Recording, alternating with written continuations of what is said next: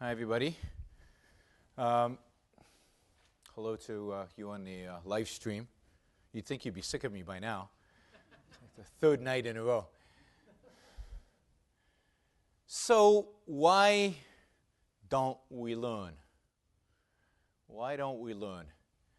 It seems like every time there's economic crisis in American history, we respond in similar ways. They fail. They don't actually produce the results the economists predict. And, you know, we come out of the crisis somehow, but it's not linked to what government is doing. And yet, every time there's another financial crisis, another economic crisis, we try it all again, hoping that this time it'll actually work. And we're really literally experiencing this phenomenon on an almost daily basis in the United States today. So, you know, QE1 didn't work, so let's try QE2 and make it bigger. And they don't want to admit they're doing QE3, but they're kind of doing QE3 right now, and they might even announce a QE3 any day now. So it didn't work once, it didn't work twice, maybe a third time it would work. You know, in 2008, as the economy was spiraling out of control, government decided to stimulate the economy. So there was the Bush stimulus package. People forget about Bush's stimulus package because it was small. It was only $300 billion. And, you know, we don't even pay attention if it's less than $1 trillion these days, right? It didn't do anything. From what we can tell, it had no positive impact on the economy. One could argue it had negative impact. So Obama comes into office, so what does he do? Well, we're going to try again. But this time we're going to make it bigger. We're going to make it $900 billion. And it fails. He promised us unemployment, you know, below 7% by now we should be, right? We're still at 9%.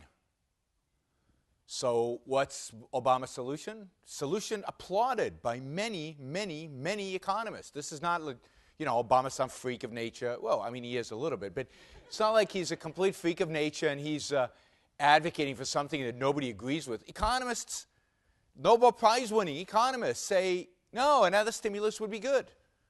Now, the Republicans won't allow that, so we'll call it a jobs bill. And we'll try to pass that because the previous jobs bills worked so well. But they didn't. But the mystery is even bigger than that because it's not like we just discovered stimuli, right? I mean, we tried this in the Great Depression. All of this has been tried before. And in the Great Depression, it didn't work. So when FDR did all those projects and all that government spending, unemployment in 1939 was the same as when he'd taken office. Economic growth basically had been flat for that decade. Slightly up, but basically flat. Nothing FDR did during his administration actually got the economy going. And yet, we're duplicating it. We're even duplicating it. One of the first things FDR did when he got into office in 33 and 34 was massive financial regulations. The biggest financial regulatory bills in American history, including today. So that they were huge, right? That didn't get the economy going, so this time we're going to do Dodd-Frank. Maybe that'll get the economy going. We do it over and over and over again, and we don't learn. There's no learning process. There's no identification of what works and what doesn't. And the same, it goes in the other direction as well. So we observe from history that in periods where we allow for freedom, where we reduce regulations, where we reduce government involvement, where we reduce the amount of control that government has over the economy and over our lives, that economically things get better. That economically wealth is produced. And we know from history that as we impose new controls and more regulations and more government intervention and higher taxes, and that the economy slows down. I mean, history is quite clear. The fastest rate of economic growth in American history were produced during the freest period in American history, at least economic freedom, which was, from the Civil War to World War I, even before the Civil War in the North.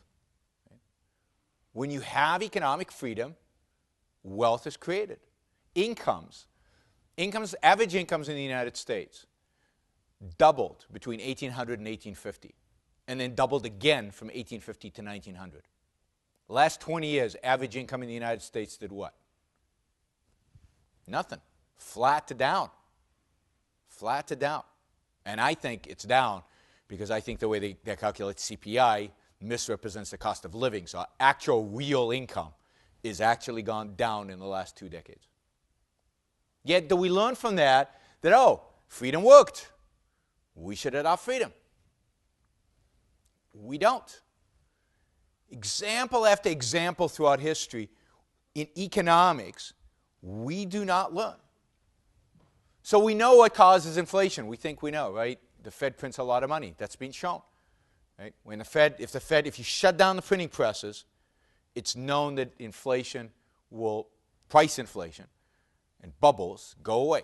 I mean, it's been tried in lots of countries. We've got lots of experiments going on all over the world. And what happens when you print lots of money? And what happens when you shut off the printing presses?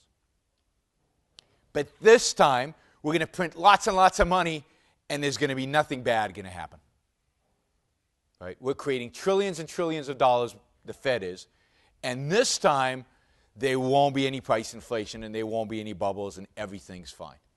They ran this experiment. I've got a prop. Jonathan knows these, right? I think yours is only the 10 trillion. This is the 100 trillion. This is $100 trillion. If this was real dollars, American dollars, this would be more than the entire wealth of the whole world, right? Several times over. But this is 100 trillion Zimbabwe dollars.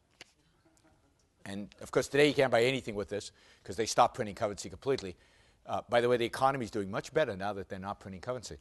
But when they were printing currency, they printed so much that they had such hyperinflation that they had to print $100 trillion notes just to buy bread. Right?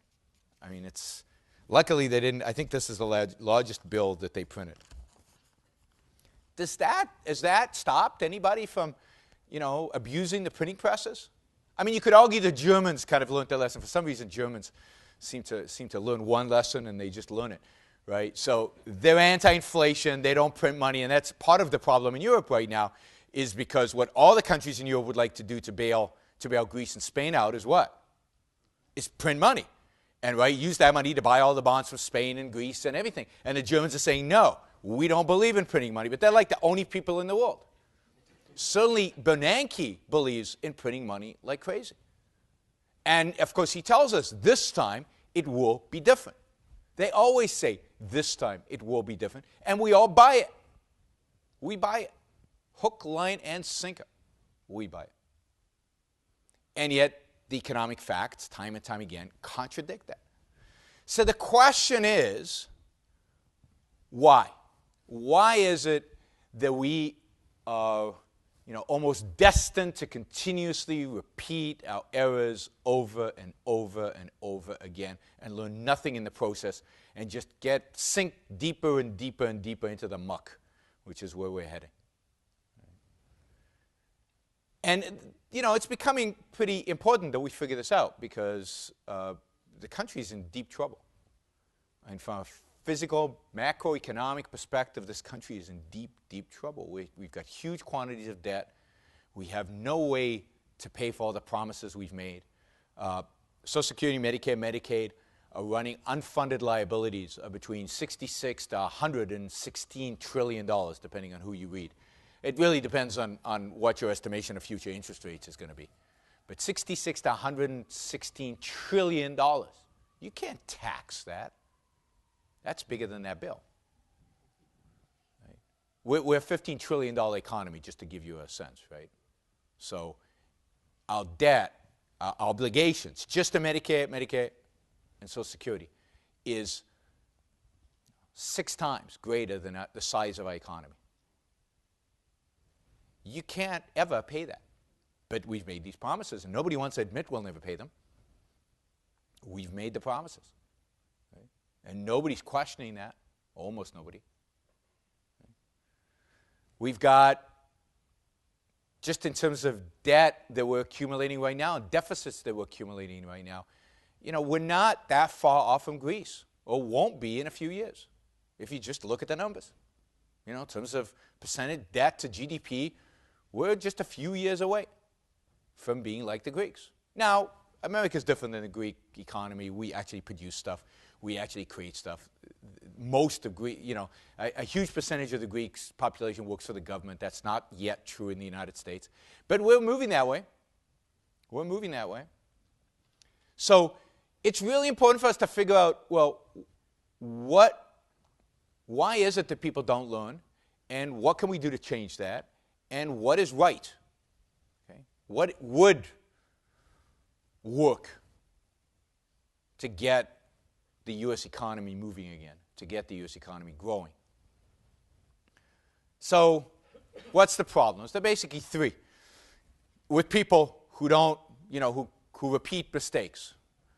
One is that they just don't know history. They just don't know. Nobody teaches them history. You talk about the Great Depression, nobody knows. People have vague notion of a dust bowl and people suffering. And then what do we teach about FDR in schools? That he was a hero. That he saved the U.S. from the Great Depression. That all his programs actually worked. So people are really, really, really ignorant. They're confused by their teachers. So they don't actually know the facts. Now, when you don't know history, you are destined to repeat it. So the first thing you have to do in order to avoid repeating mistakes is to recognize what actually happened. And none of that is happening today. We don't teach the Great Depression. We certainly don't teach the economic history of the 70s. We don't teach the economic history of the... what do people think about when they think about the 19th century? I get this all the time. What's memorable about this period of industrialization in the U.S.? Child labor, right? Pollution, monopolies, right? Robber barons, bad stuff. So this great era of industrial production that made possible everything we have around us is taught to kids today, and I think for a very long time. This isn't new. It's been taught for the last 20, 30, 40 years to kids. That this was an awful era, that this was a horrible time, that people suffered, that capitalism destroyed their lives, that we're still paying the price for all the evil created back then. Right? If you saw the debate last night, that was David Callahan's point. The 19th century was terrible. It's only when government got involved that things start getting good. Now, if you learn that history, then you're going to keep repeating it. If you learn that government intervention improves things, that's the historical fact you're taught, then you're going to advocate for more government intervention. And that's what we teach our kids. That's what we teach our kids in high schools, and that's what we teach our kids in colleges. We actually start teaching them this stuff in kindergarten, just to make sure that they get it. And we repeat it over and over and over and over again, just to make sure. But it's really, really important. One of the only ways that we're going to really make a dent out there in the culture is that we have to return to the facts. We have to educate people about what actually happened, what actually works, and what actually doesn't work. So reason one is that people don't know history. It's the one that's easiest to fix. I mean, it's hard because you need a lot of people talking about history, but history is relatively easy. Reason number two is that people don't know economics. It's complicated, and it's hard to explain. So it's when Krugman, who has a Nobel Prize in economics, right, gets up and says, the stimulus package didn't work because it was too small. If only we'd spent double, it would have worked. People go, well, maybe he's right. How do I know? How does this work? We don't know, right? And stimulus seems like it makes sense. We're not buying. Business is not producing. Maybe if the government gave us money and we went and bought, then that would stimulate production and the economy would get going. Right? So there's kind of a logic there. Right? We get money, we spend it. We know that when we spend money, that kind of creates jobs because people have to service, create the stuff, build the stuff that we're buying, and that does it, right? So at a certain level, there is logic to a stimulus package. And whoever contradicts stimulus, I mean, almost nobody out there in the media explains why it doesn't work. Because even the Republicans who oppose stimulus packages don't get it. They have no clue. Because remember, they're the ones who passed the first stimulus package. And if they were in government right now, you think McCain wouldn't have passed the stimulus package? It might have been smaller, might have been allocated differently, but I'll put money on it that McCain would have passed the stimulus package. I mean, who bailed out the banks? I mean, our memories are short, but it was Bush, not Obama. Lots of Republicans voted for it, including some ones that consider themselves pretty radical. So who out there is explaining that, no, stimulus package don't work? Why? Why don't they work? Because the money has to come from somewhere. So it's not that the government has this pool of money out of nowhere and there's no cost to distributing. So yes, it could print money, but if it print money and distributes it, what happens? Well, ultimately, prices will go up and you'll pay for it that way, right? Our standard of living will go down because prices will go up. They might go up in certain sectors. They might go up throughout the economy, but that will distort it. It's not real production. It's just paper money. They just printed it. They could tax it, but then if they tax it, what happens? You're taking money out of the private economy and then putting it back into the private economy. So at best, if there were no transaction costs and this was all seamless, you get the same thing you had before. But of course, you get a lot less. Why? Because there's all these unproductive people in the chain that siphon off money, so by the time it actually gets to people, it's a lot less. But it's also inefficiently spent because government bureaucrats are deciding on how to spend the money instead of you. So every dollar that's used to stimulate actually produces a lot less than a dollar. So they talk about the multiplier effect. They talk about, every dollar produces 2. Well, that's just magic. I mean, if that worked, that would be kind of cool, I guess. But it truly is magic. It's metaphysically impossible. It doesn't work that way. Every dollar taken is less, much less. It actually destroys jobs. Stimulus destroys jobs. The third way they can do it, which is the most popular way today because we don't tax, right? That's the one thing we don't do. We don't increase taxes, at least not obviously. Right? We only do it in subtle ways. So the third thing they do is they borrow. And borrowing's cheap and easy because the Chinese are buying it or somebody's buying it, right? And it's fairly cheap, so it seems like that's costless. It's pretty easy. We get this money that we borrow and we put it into the economy and that produces stuff. Does it? Again, who lent it to us? Somebody who has dollars. We took dollars out of the private economy and put it back into the dollar economy. Nothing happened. I mean, something happened, negative. The people who have the dollars, who lent us the money, what would they have done with their dollars if they hadn't lent us their money? Invested it, spent it, done something with it. Nobody sits with dollars in their mattress. Lent it to companies that actually produce stuff rather than to a government that redistributes it. So these are relatively easy concepts, but they're also complicated, and it's easy. If Krugman was standing here, he would poke huge holes in what I just said. He would come up with all kinds of convoluted reasons why I'm wrong and why he's right. This stuff is hard. Economics is not easy. I mean, it's not rocket science, but it's not easy. And when they print money like they are today and prices are not going up, then they say, look, there's no inflation. Right?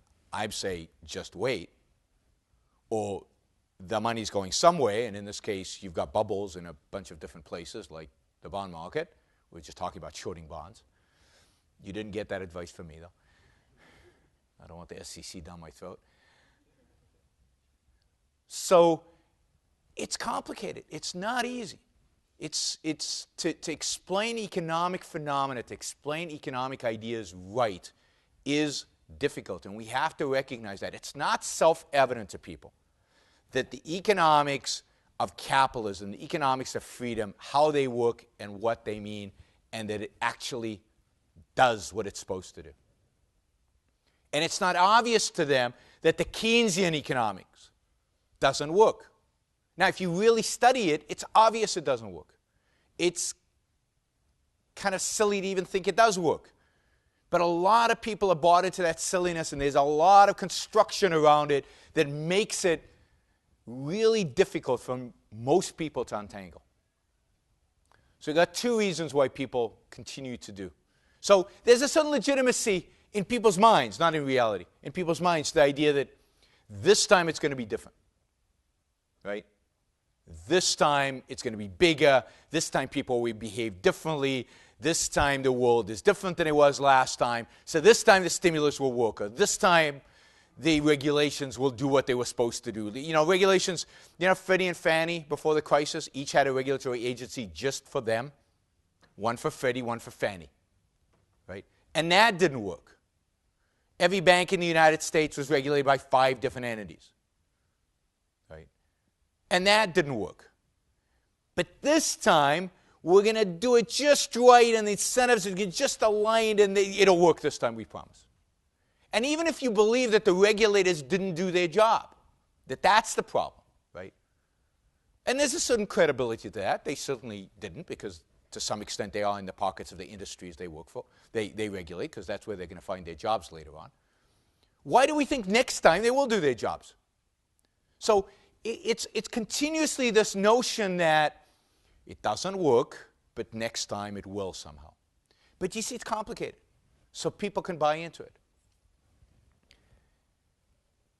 And they need education. They need education in history. They need education in economics. Because once you explain economics, you know, basic economic principles, then it's not hard to see the ridiculous nature of so much of what the government is doing, and so much of what the Federal Reserve is doing, and so much of what economists advocate should be done.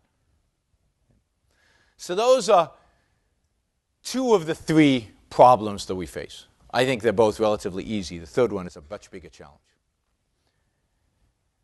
I think the most fundamental reason people don't learn from history, they are destined to repeat mistakes, is philosophy, is their ideas.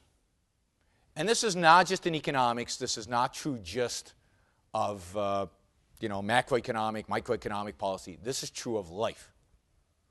People don't learn from experience.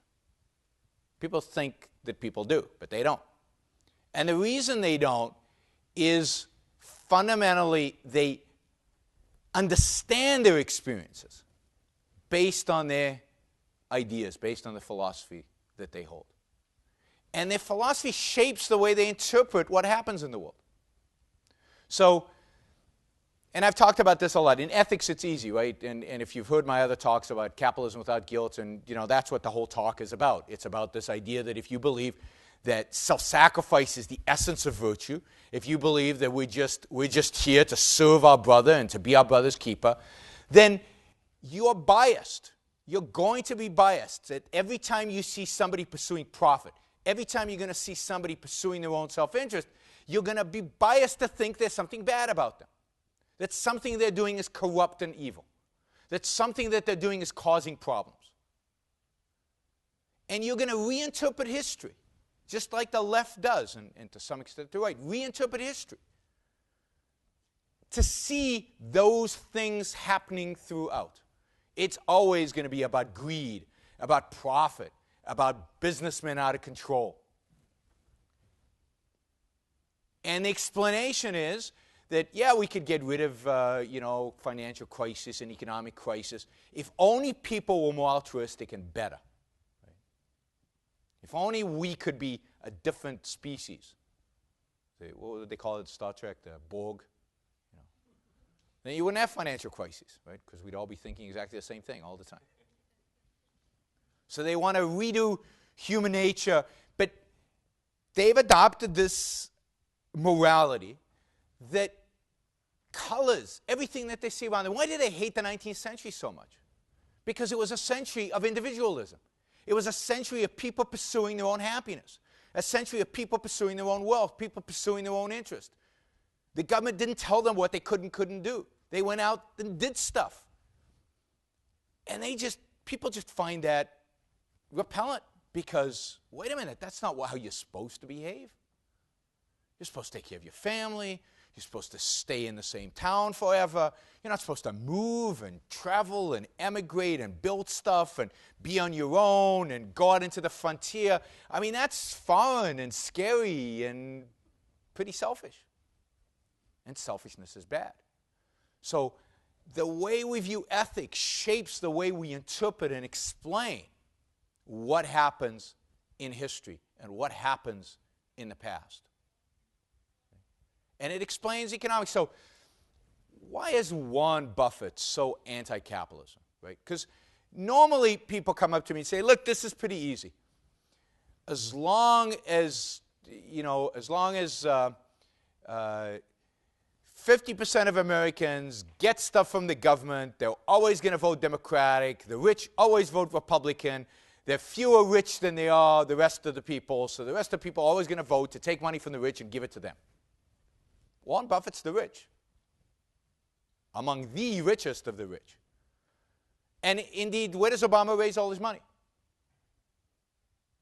In Wall Street, from rich people, not from poor people. So how does this class stuff, I mean, it's Marxist nonsense. It's not true. People do not vote based on what class they're in. Warren Buffett's the classical example. So why does Warren Buffett so anti-capitalism? Because Warren Buffett is committed to philosophy. He's very philosophical. He's very ideological. He is a student of John Rawls. And you read him, and you can see Rawls all over the place. And what did Rawls advocate, at least from a standpoint of how society should be structured? Rawls advocated for equality. You shouldn't advance unless everybody advances with you. The only legitimate equality is that everybody moves forward together. Now, maybe not at the same pace, that's okay, but everybody has to move forward together. And the fact is, everybody doesn't. You might make money by firing half your employees because you have to cut costs, and that's the only way to reach profitability. They're worse off, you're better off. In Rawls' view, that's wrong. And Warren Buffett believes in that view. Doesn't stop him, by the way, from firing people, but politically, that's what he advocates. He advocates a philosophical view. He believes in equality. He also believes in, and this is deeper than ethics, but he believes that he doesn't deserve the wealth that he's created. It's not his. Following Rawls, Rawls was a Harvard philosopher who died just a few years ago, who was very, very influential. But following Rawls, Warren Buffett believes that he's lucky. He was born in the right century, to the right parents, with the right genes, to do what he does. He takes no credit for what he's done. It's all genes and environment. And if it's all genes and environment, and he didn't do anything special, then he doesn't deserve it. So he should pay more taxes. We should redistribute his wealth. It's not his. He didn't deserve it. He didn't really earn it. That's the logic. So people are driven by philosophy. They're driven by ideas. Okay? If you believe that your life belongs to others, if you believe that equality is the standard of morality, or that sacrifice is the standard of morality, then the fact that free market economics works is irrelevant to you. It doesn't make any difference. Because you're not about working. You're not about anything working. You're not about creating wealth and prosperity and happiness and freedom. you're about equality, which turns out is the exact opposite of all those things I talked about. If you believe, epistemologically, let's go to epistemology.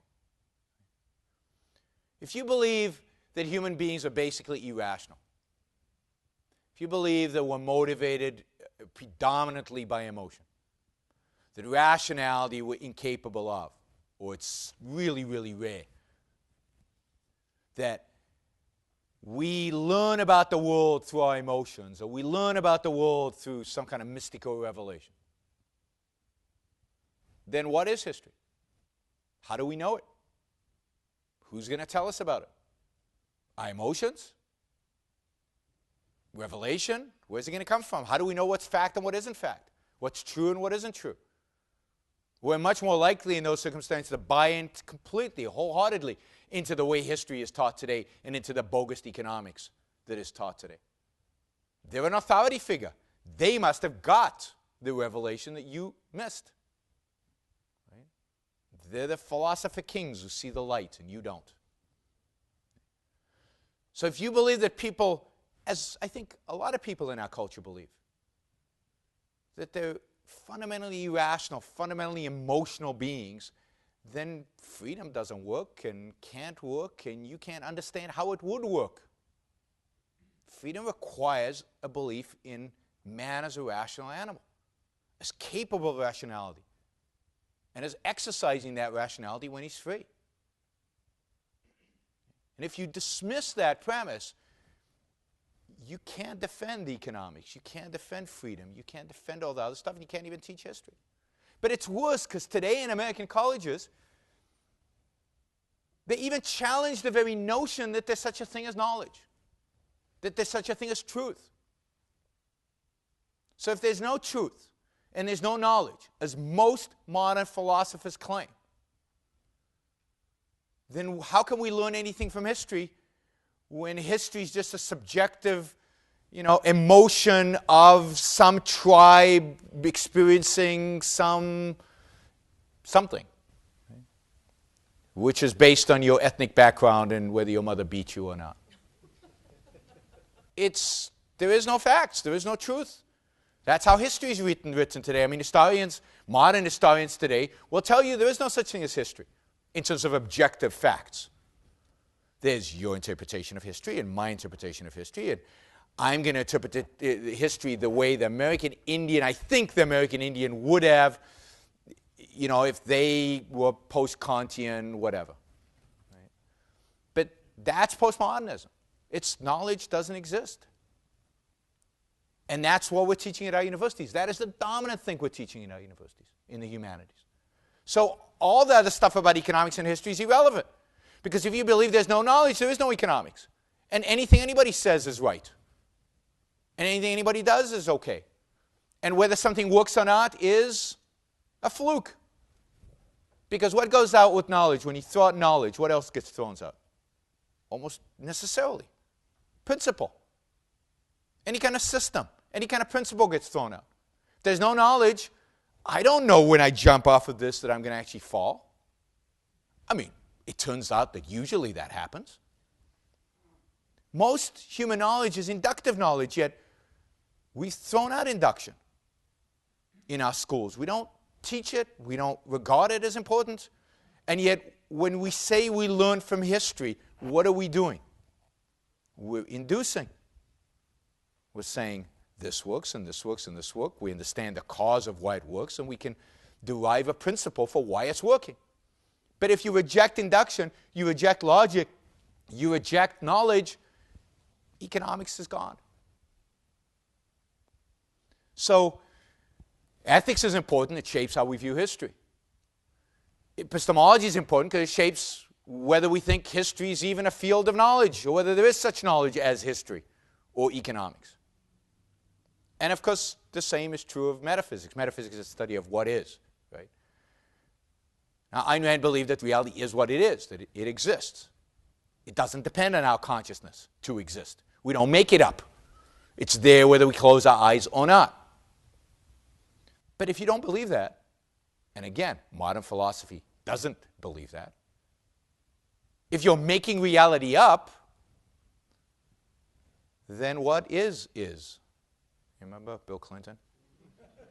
See, I don't think Bill Clinton thinks he lies. I think he thinks he's making up reality. I think he was a really good student. He's supposedly really, really bright. That's what everybody says, right? I think he thinks he's making up reality because that's what his professors taught him he was. We're all making up reality. There is no reality, real reality. Even in metaphysics, we're challenged today. And again, if you don't have a solid metaphysics, in a sense of A is A, it actually exists, it's real, and you have reason and the ability, therefore, to observe it, then knowledge is impossible, and economics and all of this are futile.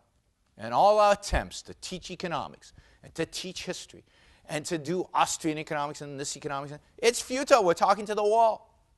Nobody's listening. They can't. They don't have the cognitive mental tools to listen. To really understand, you have to have what?